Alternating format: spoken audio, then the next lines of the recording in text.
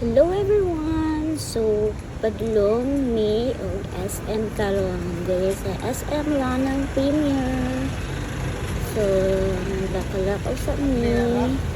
Hindi bugin ng ate sa muagi. So guys, so bulingit yung nga na ito isim.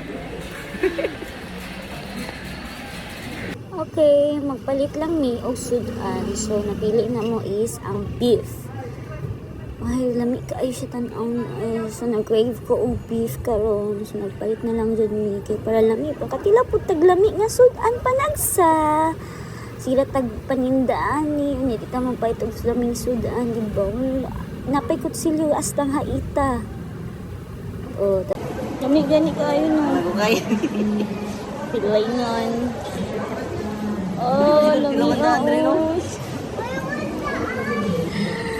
Lami kayo.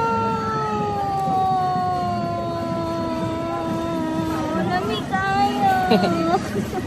So, mananamig palit. So, magbayad na ta.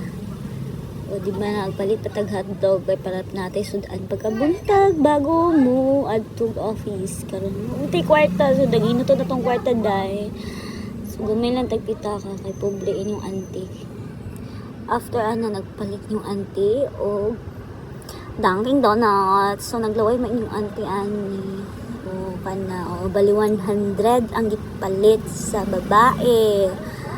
Kana lang sa kay puplita karon di ba? Nakita na ng mga donuts ay pero di pwede kay ang sweets kasi masubra ang tag-sugar ani.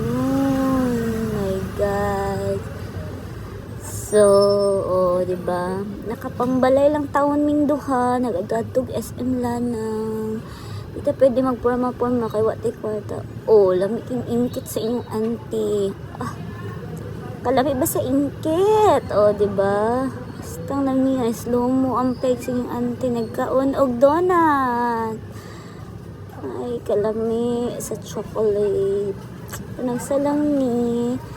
So, lubos-lubos na lang. Gi-feel ang moment sa pagkaon. Nata, kayo manatag, palit og sudan.